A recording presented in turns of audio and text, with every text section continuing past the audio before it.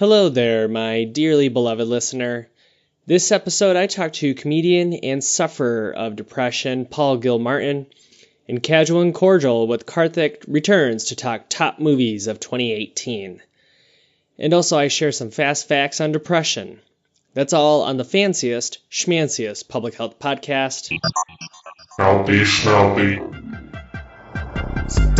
Yeah! Healthy Schmelthy. Yeah! Healthy Schmelthy. Yeah!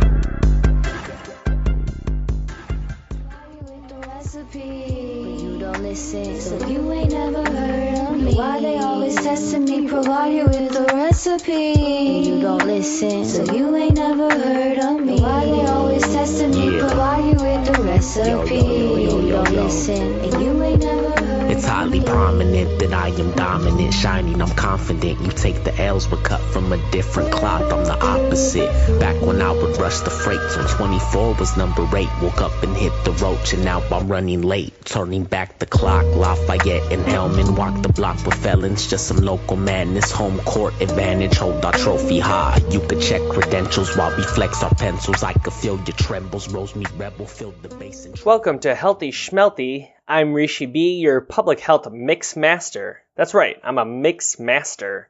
A quick note that music for today's episode is courtesy LA rapper that's THA space YNOE. I hope I had to say that space. I sound kind of weird saying space to spell something out. I don't know if that's how they would do it in the spelling bees. Anyways, the song you just heard is called Recipe, and you can find more of the music and album Tape Baby on Amazon, YouTube, SoundCloud, Spotify, and all the streaming services. Make sure to keep up with the on Facebook and find links at the show notes for this episode at rishibee.com. That's RISHIBEE.com. And I ain't fucking with you. Yo, why they always testing me, provide you with the recipe. But you don't listen, so you ain't never heard of me. Yo, why they always testing me, provide you with the recipe.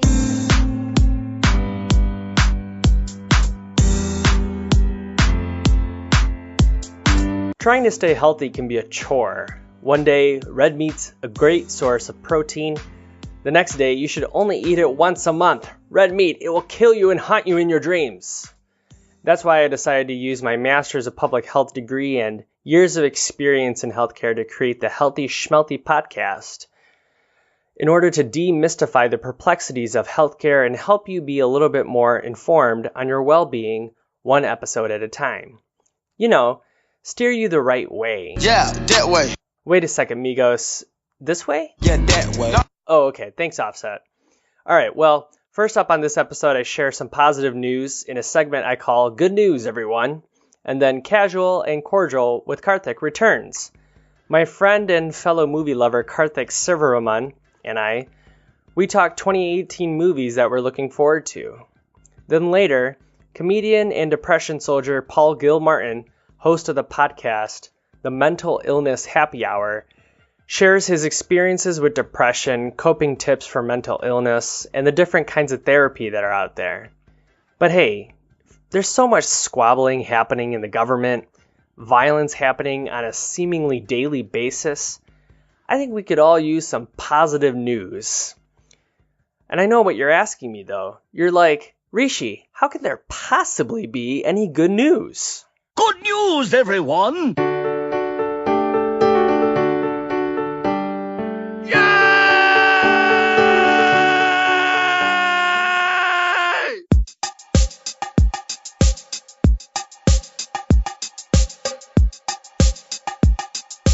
Thank you, Professor Farnsworth and Yelling Guy. Believe it or not, listener, there is good news out there, but you have to find it. I, like many of you, like to keep up with the news and what's going on in the US government and around the world, but when I do that, it seems like a lot of the times I'm reading about terrorist attacks, health hazards, Twitter fights, which sure, all constitutes news, but every now and then, when I get through a cycle of all that, I start to get this droopy feeling about the system and the world. I don't like to be all droopy, you know what I mean? It makes me think that surely it can't be all that bad out there. There's got to be people working to resolve issues and help keep the gears of the world turning. Well, that's the vibe from an editorial from Bill Gates from a recent issue of Time magazine that he edited. In the editorial, Bill, I can call him that, right? Bill cites global statistics that show trends that have made the world a great place for us. For example, since 1990, the number of children who've died before the age of 5 has cut in half, which is about 122 million lives. Also, in 1990, approximately 1/3 of the world lived in poverty. Today, that's about 1/10. Today, I'm far less likely to die in the middle of my job than my grandparents were. So yeah, there's some issues out there, and it's good to talk about those issues so we can make sure we fix them. But it's also good to keep perspective on what the good things that are happening.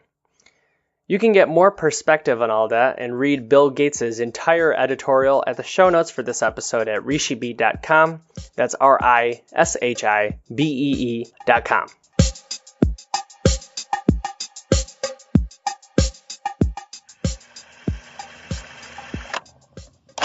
Yo, I think you grabbed the wrong mic. Catch you again, and that shit is on sight. I was writing raps on prom night. I came to rock it all night. Thanks for the love, but I had a long flight. I was writing raps on prom night. You could play the song twice. Check for the flaws, but the shit is all nice. I was writing raps on prom night. These other crews are all hype, high as a kite, but I'm doing all right. Wow, that was some great good news. Hopeful, optimistic. Yeah, that's just how I like it. How about you, old dirty bastard from the Wu-Tang Clan? How do you like it? Oh, baby, I like it raw. Yeah, baby, I like it raw. I'm not so sure that we're talking about the same thing, ODB. Well, anyways, it's time for my friend and fellow movie lover Karthik to join me to talk about some 2018 movies that we're looking forward to.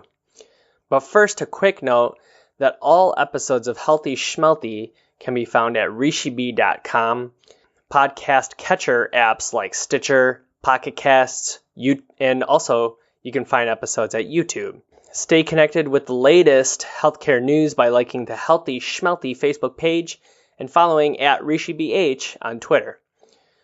Okay, it's time for another Casual and Cordial with Karthik 2018 Movies Edition. Doing all right. I was writing raps on prom night.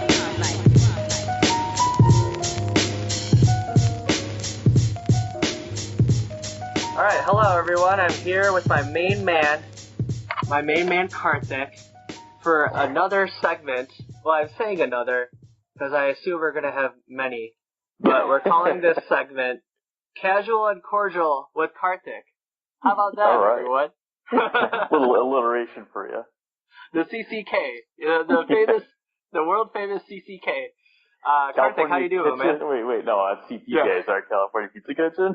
Yeah. California Chicken Kitchen. There we go. Chicken Kitchen. How you doing, man? Doing alright, man. In between working and baby duties, yeah.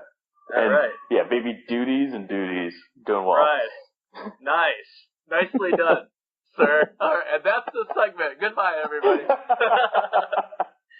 All right. Well, Karthik, you and I, we bonded over both being Michigan State graduates, but also we bonded over a shared interest in movies.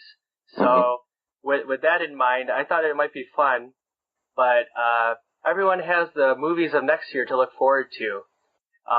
So I thought it might be fun to see which of the movies that are coming out in 2018 are the ones that Casual and Cordial with Karthik and Healthy Schmelthy Rishi B have their eyes on.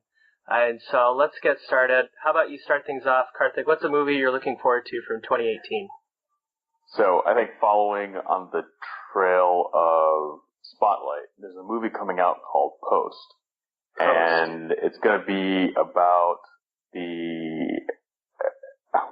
I'll say it's about the revelations regarding the Pentagon Papers, which was like a slew of massive cover-ups, spanning 4 or 5 decades and multiple presidents, and it's going to be this powerhouse acting team of Merryl Streep and Tom Hanks, And it's going to be, I think it's going to be the kind of start, and Spotlight started it.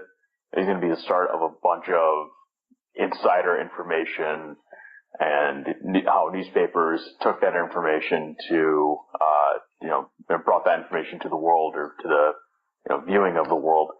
And, obviously we've had movies like The Insider back in the day with, who was that, Russell Crowe?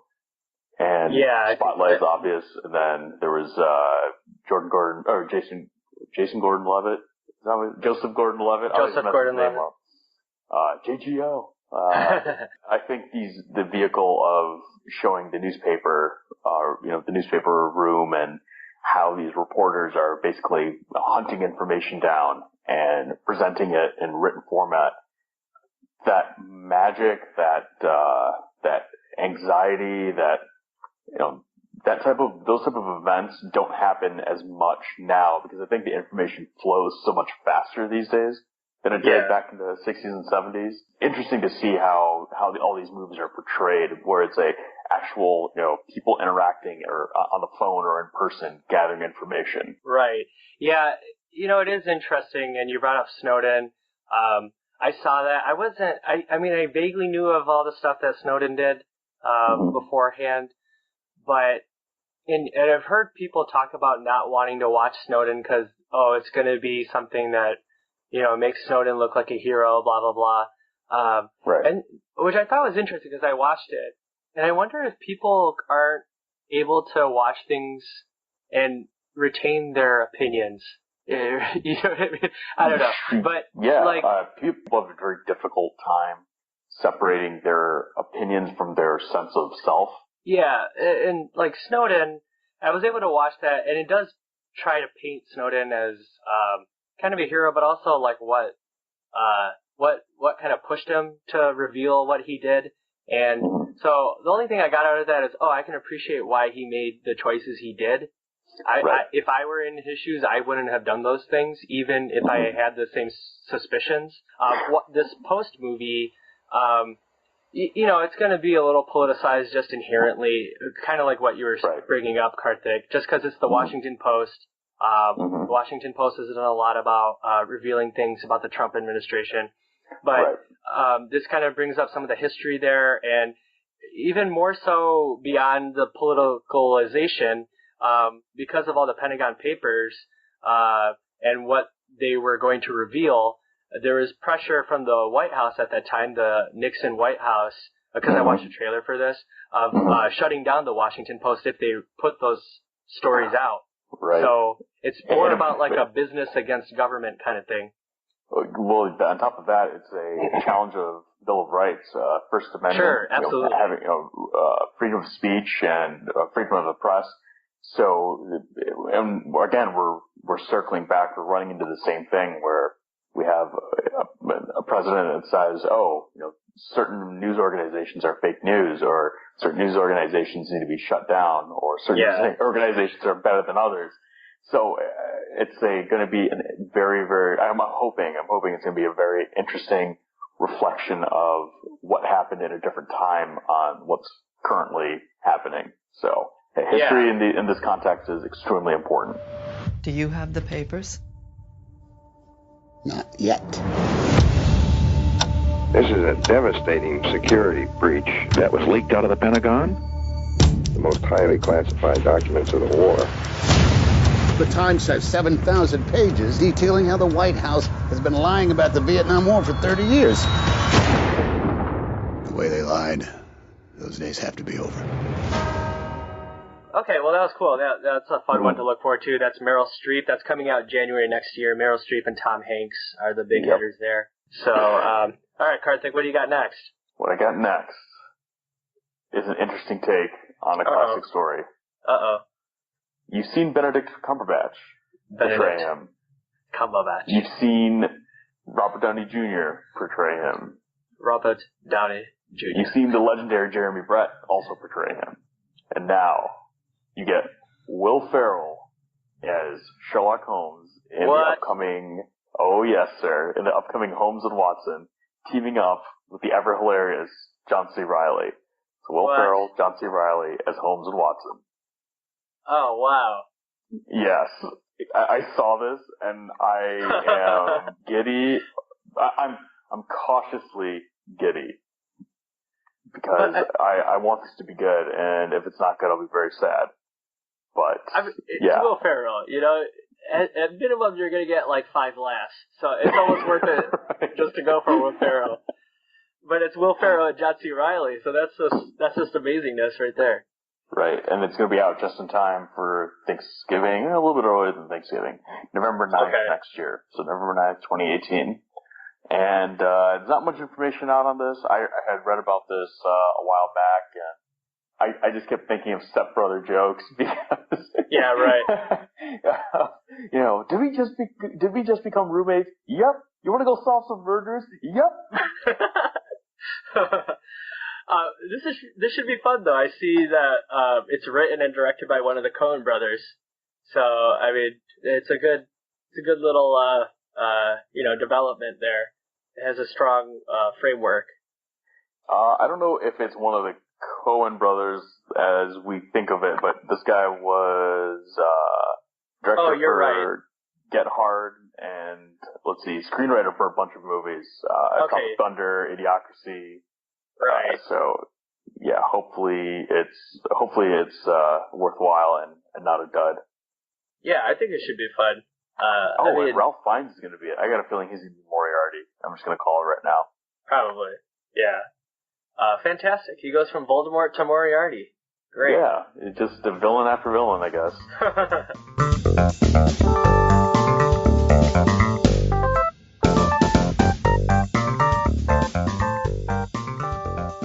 Well, sweet. Yeah, I'm looking forward to that too. All right. Well, there you have it, folks. Holmes and Watson. Post. Post. Sorry. Brain freeze there. All right. Next up, folks, is a movie called Annihilation. And everything about this movie is just exciting me.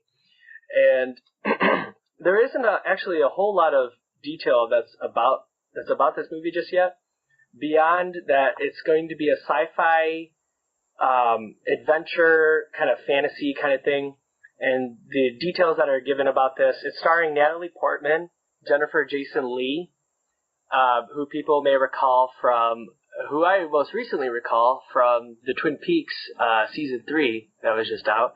But also she was in The Hateful Eight and a bunch of other movies. So that's a fantastic cast right there. And a biologist signs up for a dangerous secret expedition where the laws of nature don't apply. What? Laws of nature don't apply? Everyone wants the laws of nature to apply. So there you go. That's really exciting. And it's like a team of female scientists who signed up for some kind of adventure. Or I shouldn't say adventure. They signed up for an expedition from a space agency. I'm assuming NASA or something like that. And I saw in the description that people are likening it to Hitchcock movies, but with like sci-fi. And so it just seems really interesting to me. So look out for that. That's Jennifer Jason Leigh, Natalie Portman, February 23rd, Annihilation. Also add on, the writer and director for it also did Ex Machina. So if that's, with that information, I'm expecting a intellectual, intellectual mind fuck for a movie, and questioning everything that I believe in, and questioning whether, what we accept as true or as a good thing is actually going to be a good thing. Right. That's what happened with Ex Machina. For sure. And, I did not know this, but he was a writer for Dredd. Dredd was a great movie. Dude, this guy's pedigree, he wrote Dredd. He wrote, as you mentioned, Ex Machina. He also wrote 28 Days Later and Sunshine, which are all sci-fi movies outside of Dredd, just because I haven't watched that. But the other three, those are like exactly what I was saying. That these are like mysteries, sci-fi things, weird things are happening, but the movie isn't about weird things happening. It's about people experiencing weird things happening around them. And the suspense will just, eat at your heart and your soul. Your husband's here.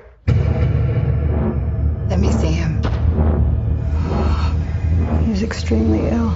You have to tell me where he was, what he was doing. It was his decision to go in. It's something they termed the Shimmer. We've sent in drones and teams of people, but nothing comes back. So, Annihilation, February 2018, coming to a theater near Karthik and Rishi, not near you. Okay, Karthik, what do you got next for 2018 movies? So, 2018 movies, next Christmas. Not this Christmas, next Christmas. Okay. Rishi, let me ask you. Okay, is this the real life? Or is this just fantasy? I think it's the real life. Are we all just caught in a landslide with no escape from reality? I don't know. Well, the answer to that question is you'll find out, I guess, next Christmas.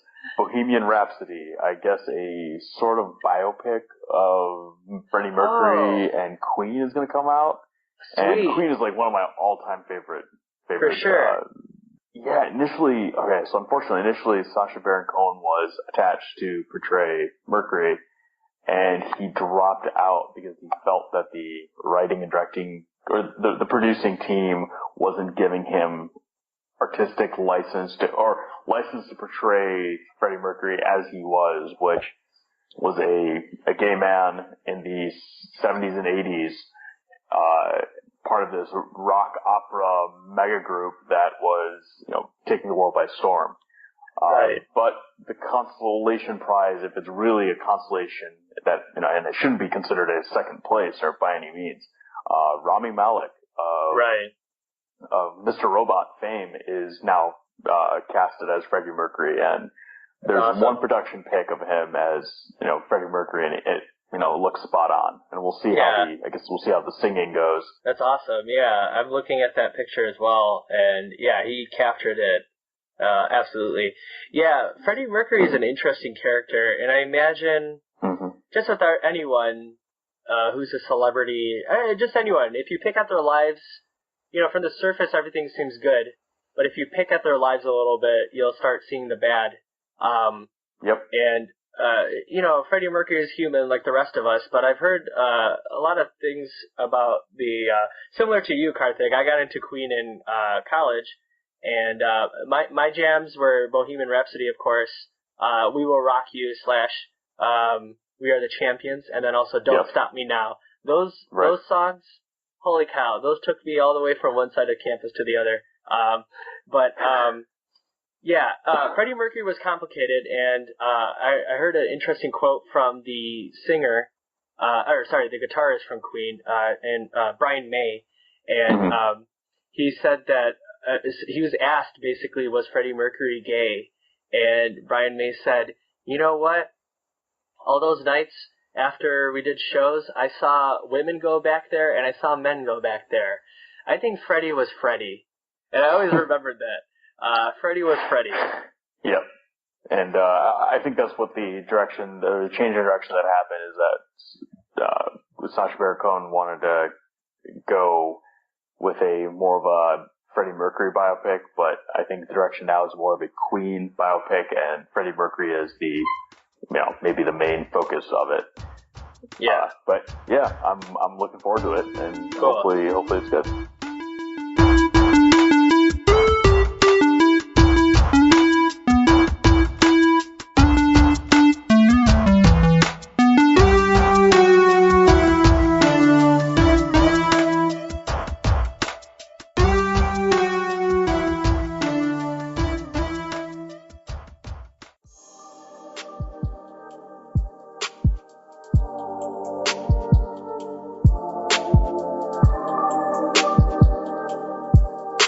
Okay, so those were some movies Karthik, Silverman, and I are looking forward to from 2018. For timing, I couldn't put our entire recording in the episode, but some other movies that we're interested in are Deadpool 2, Incredibles 2, The Predator, Red Sparrow, Super Troopers 2, X-Men Dark Phoenix, Black Panther, Ant-Man and the Wasp, Ready Player One, and Venom. So if you, the listener, have any movies you're looking forward to, you can email me at therishibee@gmail.com. That's the RISHIBEE @gmail. Or you can also use the comment form at rishib.com or tweet me at rishibh or post on the Healthy Schmelthy Facebook page. Thanks, Karthik, for joining me, and listeners, get more casual and cordial with Karthik by following him at Karth Vader, that's Karth Vader, on Twitter. Now let's talk mental health. Addressing mental illness and behavioral health is something the American medical community and government has not handled really well. So I wanted to talk about it in my podcast, and there's no one better to be my first guest on this topic than Paul Gilmartin, host of the Mental Illness Happy Hour podcast, where he and a guest demystify mental illness by talking openly about their symptoms and their experiences. That's coming up in a bit, but first, I wanted to share some fast facts on depression, courtesy psychiatrist Sandy Seeger, who presented a webinar that I was attending. So here we go. One thing that I thought was interesting that she presented, that dealing with depression is like being a frog in boiling water.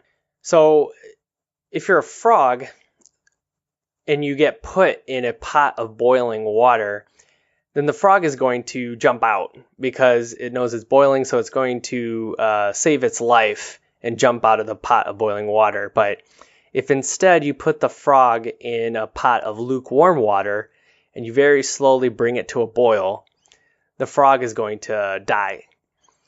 And, that's kind of a dramatic story, but that's what is likened to dealing with depression. That if, someone knew immediately that they had depression, they would address it, but instead it's a slow boil. And so they don't know that it's depression until it's too late. And by then, a whole lot of things can be compounded together. Some stats, which I thought were interesting. Depression is 2 times more common in the elderly than other age groups. Talking about age, gender, and other demographical factors impact how a person deals with depression. For example, men are more likely to get physically irritable and lose interest in favorite activities, whereas women are more likely to internalize by feeling guilt or shame. Children are more likely to get depressed than non-elderly adults, and 10% of depressed children are under the age of 12. So young, wow. Children are also more likely to have stomach headaches than adults.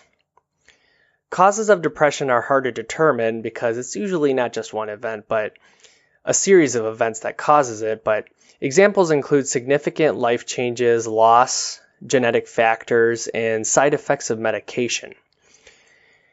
So one thing that I think is commonly known is that depression can be linked to suicide or having suicidal thoughts. And the psychiatrist who presented this webinar made an interesting point that even though if someone approaches you who's feeling suicidal and they express that, that could be, you could feel kind of dramatic or, you can kind of be really shocked by that. But if they're reaching out to you, then they want you to help them, and they're most likely not very serious about following through with their intentions. So those are some tidbits on depression that I learned recently, and hopefully that helps some people. But here's my interview with the host of the Mental Illness Happy Hour, Paul Gilmartin, who runs us through some of his own experiences with depression that I think will be helpful for a lot of listeners out there.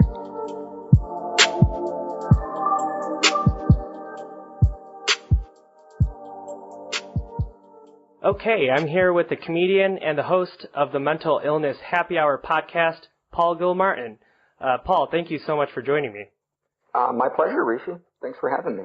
Yeah. So I'm happy you could join me today. I started my public health podcast some months ago, but I've yet to really dig into mental health topics. Mm-hmm. And so that's why I'm so glad that you're basically the first one to help me with this topic. Because the one thing I'm finding out just based off of conversations with people and digging into it in the news is I can't really understand it without having gone through a problem like that personally. And so I'm glad you can kind of help me and my listeners fill in some of the gaps. Sure. Well, I'll certainly try. Yeah, and that's all I asked, just from your personal experience.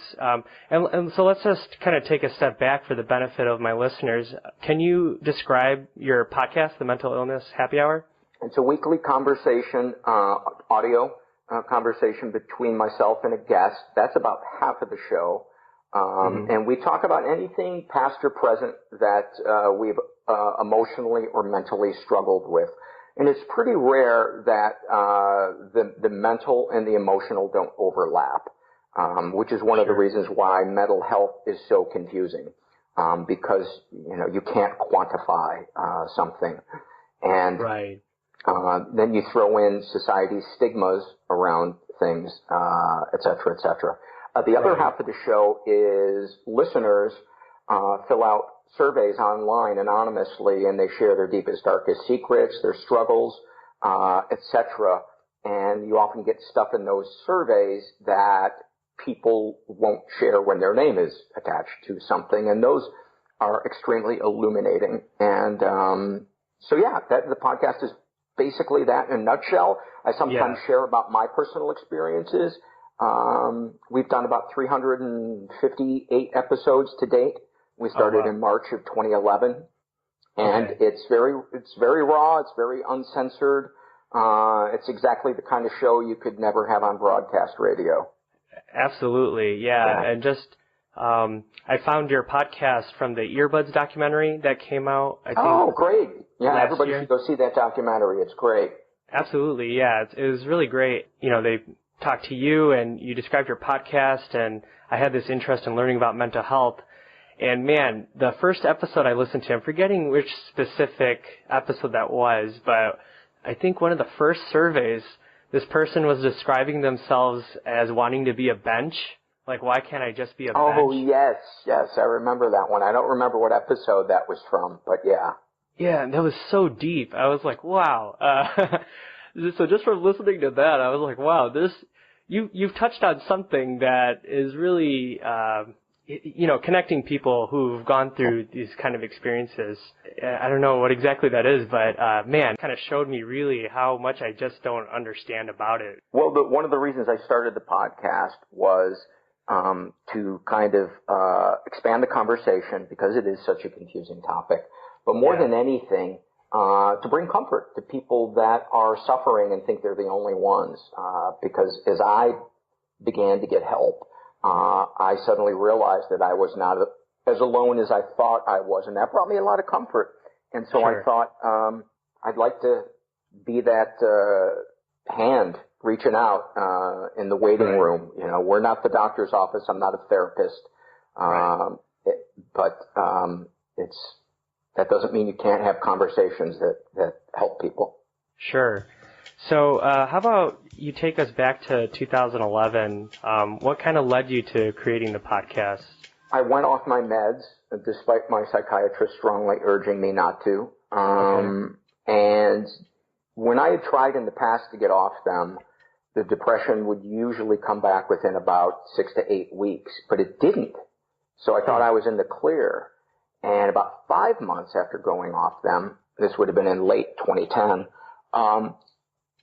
I got really, really depressed, suicidal, and I thought that my life really was hopeless, that I was never going to feel joy again.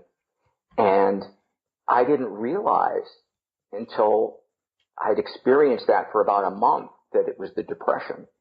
And I thought, man, I've been in therapy for a long time. I've been seeing a psychiatrist for a long time. I'm somebody that believes mental illness is a real thing, and I got fooled by it, and I almost died.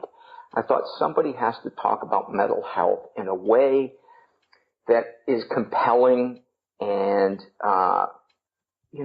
has something about it that's entertaining, that isn't kind of academic or too new agey, something that where people, there's something accessible and compelling about it. And I thought, well, being a stand-up comedian, I can have comedian friends of mine on. Most of us are crazy to some degree or another. And maybe this will help people. Your experience, had you always known that you were suffering depression? Is that something that you could always point your finger at, that I have depression?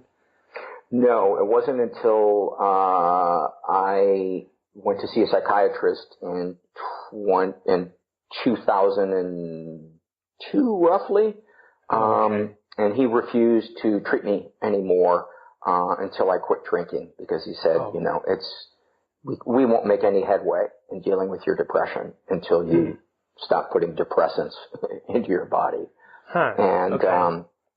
So I got help from my drinking, and lo and behold, I started to get a handle on my depression, or at least I had a fighting chance.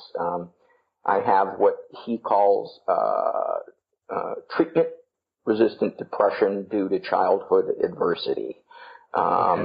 And which is a nice thing to put on a business card.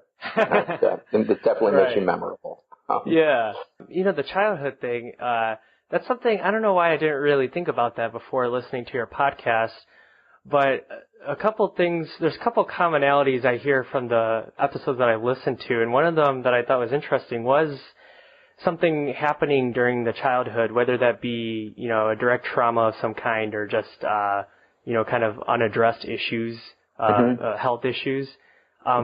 Is that something that you found too, that a lot of times these are things stemming from childhood stuff that just kind of went unchecked? Yeah.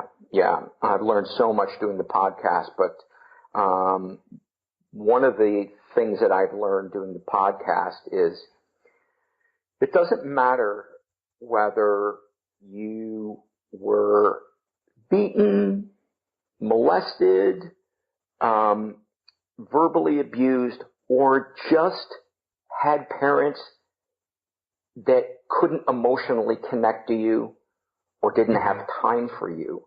The message is the same to that child, which is you don't really matter. And the damage that does is what needs to be focused on. And it's not to blame the parents or the situation or whatever. It's so that we can give weight to what happened to us and start to heal and start to learn ways of dealing with stuff. Because generally, kids find coping mechanisms that are really primitive. Maybe you overeat, maybe you act out, maybe it's anger, maybe it's drugs, promiscuity, whatever it is.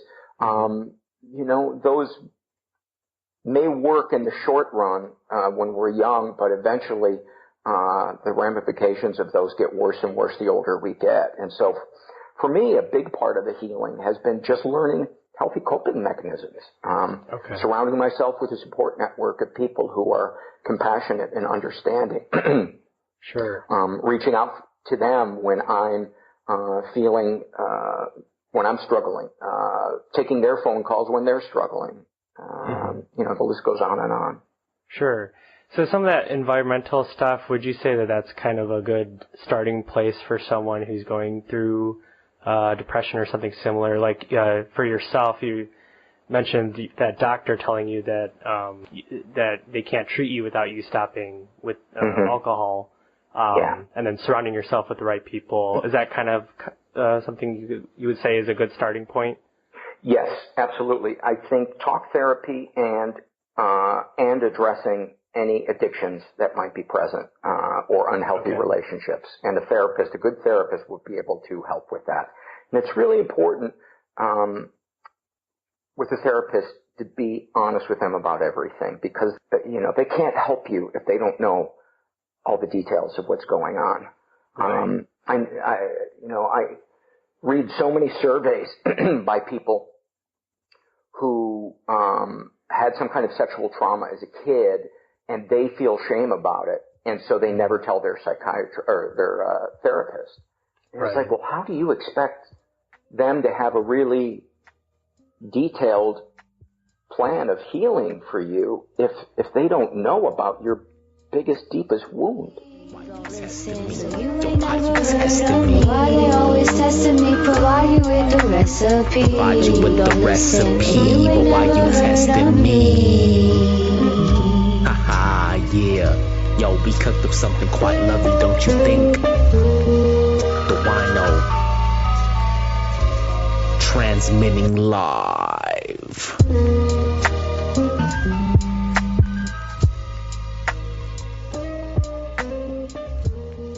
So let's kind of dig into the talk therapy, just from your own experiences, because I feel like in talking to people and listening to actually some comedians who recently are kind of opening up about their mental health stuff, there always seems to be a thing where they were given a medicine or some, like a pill, and that the side effects of that or just taking that pill didn't really seem to be the best thing for them in the long run. I guess I don't really have a question, but is there anything that you've kind of found about traditional medicine versus talk therapy that you could kind of elaborate on? Well, I don't think they're mutually exclusive, but I do think talk therapy, unless a person is in crisis, I think meds should be one of the last resorts, because a lot of times it's there can be stuff that can be worked through by talking about the childhood stuff and developing new coping mechanism, recognizing unhealthy relationships and learning to distance yourself or cut those people out of your life. Accepting toxicity in your life despite not wanting it. If you're battling depression, that's a really, really big hurdle you are leaving in front of yourself. Because the dread of having to deal with people that drain us, that fuels depression. Right. So I think talk therapy is a great first place to go. I think doing things like meditation, looking at your diet, are you getting exercise? Are you surrounding yourself with people, or at least one person that you can be totally honest with? Having some type of spiritual life, and by that I don't mean organized religion necessarily, but something where there is a cause greater than yourself. Could be volunteer work, something to kind of raise our consciousness and connect us to other humans and boost our self-esteem. I think those are all great places to start. For me, therapy helped, but therapy alone wasn't enough. So I had to see a psychiatrist, and meds definitely helped, but I went through, I probably tried 20 different meds, and it took me, it probably took me about 17 years to land on the combination that is finally working for me. No kidding. Wow. Yeah, there were definitely success stories along the way, but we're constantly changing as people. Our chemistry might change. Maybe we start tolerating a drug more than we did previously. There are all kinds of reasons. Yeah, and then I have to go to support groups for my addictions. But I don't mind those. I look forward to them because it's where I feel safest. Yeah, and it sounds like it's work. It's not like, bing, bang, boom, you're done. You found your pill combination and therapy combination. It sounds like you constantly kind of have to work on it. Is that true?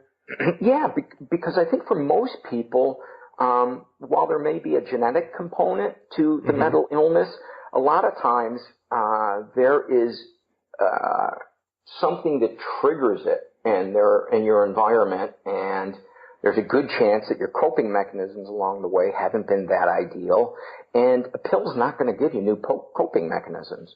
A pill's not going to help you find safer friends or learn how to communicate with your partner, learn how to have boundaries, respect other people's boundaries. All of these have been things that I have learned over years and years. Yeah. And I still struggle with it.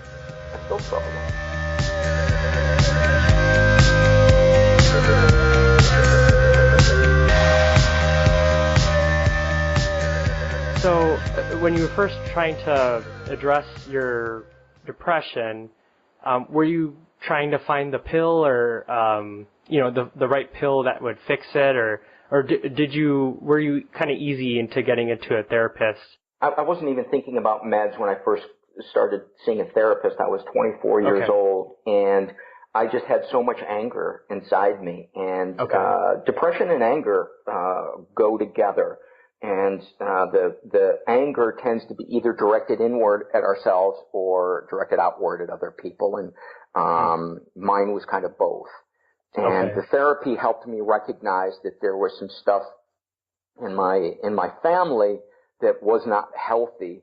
And it certainly helped, but I really needed later on, after I stopped numbing myself with drugs and alcohol, to look at it closer. And that was a big breakthrough. But I didn't even consider meds until I was suicidal in my late 30s. I don't know if you've been able to think back on that in kind of a grander scheme, but do you think it got to that point just as like that's how this illness kind of evolved?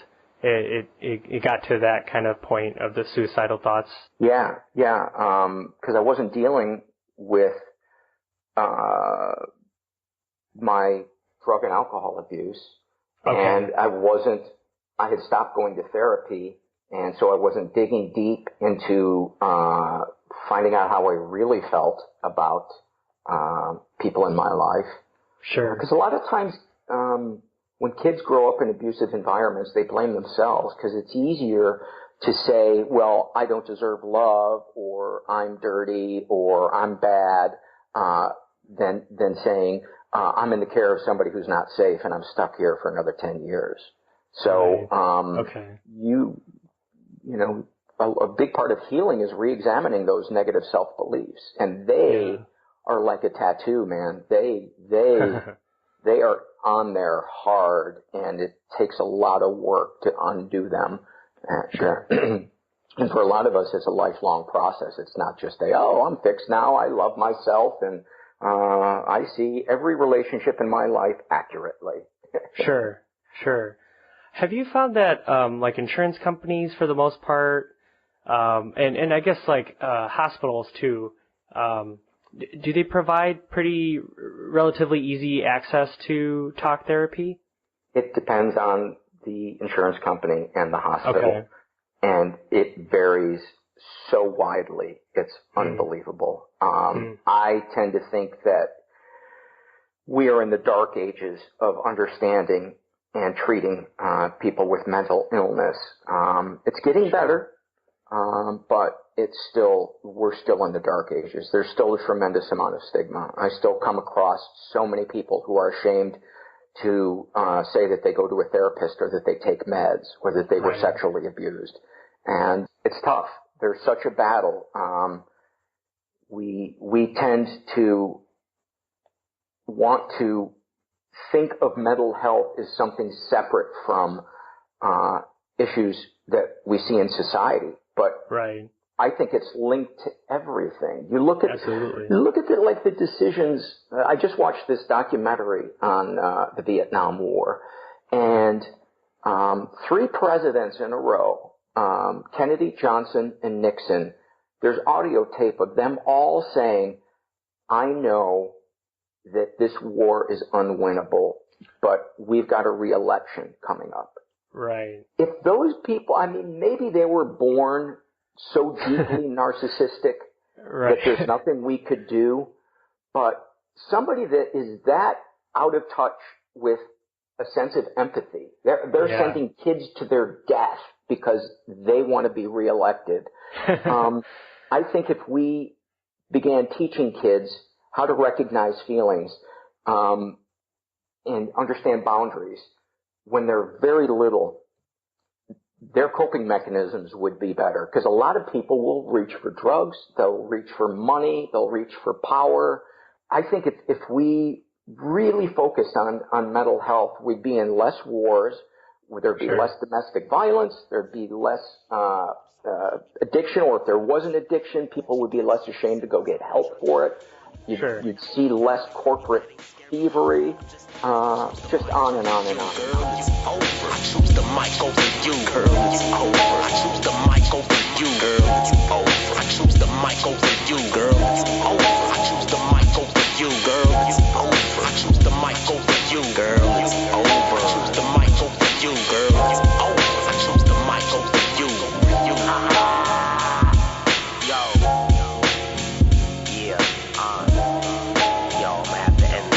you were saying earlier that if people would just kind of say what their problems are, like they weren't ashamed of saying that they're seeing a therapist or saying that they have, whatever problem, anxiety, depression, and so forth, that maybe that would be a step towards clearing some of that stigma. So I guess as far as clearing the stigma, is that kind of what we need to get to? We need to be comfortable with saying what problems we have more publicly?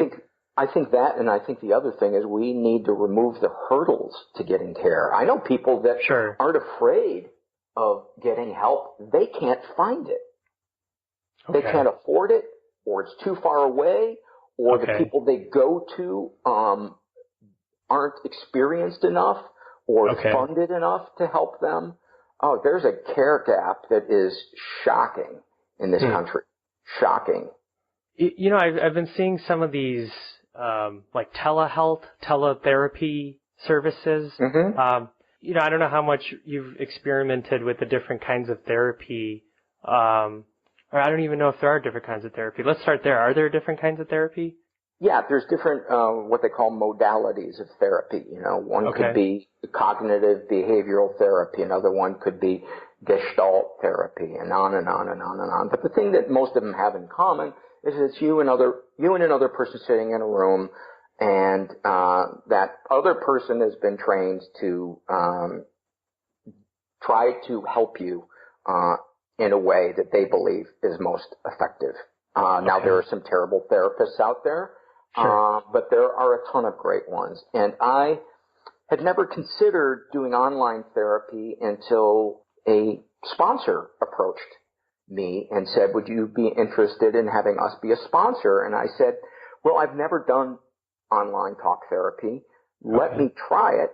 And if I feel like it's something I would recommend to my listeners, we can take it from there. Okay. And I love it. A year later, I'm still doing it. I love my therapist. She's great. And for me, I need it to be eye to eye. Telephone therapy wouldn't work for me, although they do offer that. And it's BetterHelp is the name of the place that I use. Actually, if you're going to check it out, go to betterhelp.com/mental, and then they'll know that you were recommended by me. And it is for me, it's been every bit as effective as in-person therapy, because all I personally require is to be able to see the face of the therapist and hear their voice and see the care and the compassion on their face for it to feel safe enough to me to really open up. Okay. So it sounds like then the tools are out there. It's just, would you say maybe from like a governmental point of view that this access to care, whether that be training current therapists or more therapists, and not just for the therapy, but just in general how to care for people who have mental health problems. Do you think it needs to come from like that kind of higher up organizational standpoint? Well, I think one of the problems would be in how do you assess what a person needs? Because each person's an individual, and somebody might need immediate psychiatric care where they are involuntarily committed because they're a danger to themselves or somebody else. Mm-hmm. Another person might just be experiencing an empty period in their life where they're grieving the loss of something, and so they need, maybe some once a week talk therapy. Whatever it is that we decide we provide for these people, it needs to be something that isn't a bureaucratic mess to navigate. We need to remove as many hurdles as possible for people to get help, because there are already way too many. And I'm talking about before they even decide to pick up the phone and try to find help. There's too many hurdles already. Stigma, lack of money, et cetera, et cetera. Right. I guess in general, that stigma is a big thing that we need to address, and getting that access to care, just kind of wrapping things up. Is that what you would say as kind of a final thought on that? it's a great first step, and it's one that everybody can do. Yeah. The more people that say, yeah, I go to therapy, I'm not ashamed, or yeah, I have to take meds, I'm not ashamed. The more people that can do that, the easier it'll be for the next person to say, I need help. Hey, can you give me the name of a therapist, or who's your psychiatrist? Right. That's a good first step, but there's so much more work that needs to be done. Sure. Well, your podcast is doing really great work. Thanks. With these surveys and stuff, like we talked about earlier, man, some of the stuff is just really deep, and I just really feel for those people who, your podcast is kind of seems like it's kind of a lifeline out there. I appreciate that. It feels good to know that it's helping some people. It also helps me because it reminds me that I'm not alone, and I need to be reminded of that all the time, because that's a place my brain always drifts back to is, this is all your fault. Now I got your girl right here taking off my Levi's. Got no remorse for this shit, I'm a mean dude. Yo, I keep it raw, serving MCs that seafood. Urban MCs. Till they bury me, bury me. Urban till they bury me, bury me. Urban MCs. Till they bury me, bury me. Urban till they bury me, bury me. Urban MCs. Till they bury me, bury me. Okay, we're really moving now, folks. We're moving so fast that it's the end of the episode. Thank you all so much for listening, and many thanks to Paul Gilmartin, host of the Mental Illness Happy Hour podcast, for coming on. If you or someone you know is suffering from depression, then there are some hotline numbers and links that I've included in the show notes for this episode. As Paul said, talking about it is a good first step, and for encouragement, I highly recommend his Mental Illness Happy Hour podcast. So you or a loved one, if you have a friend, anyone who you think is dealing with this, make sure you refer them to that podcast just so they know that they're not alone. Hey, whenever I'm feeling down, I listen to recordings of my baby nieces, so I think we'll finish this episode off with my older niece teaching the younger one how to talk. But before we go, many thanks to Casual and Cordial with Karthik again for coming on, talking about some movies.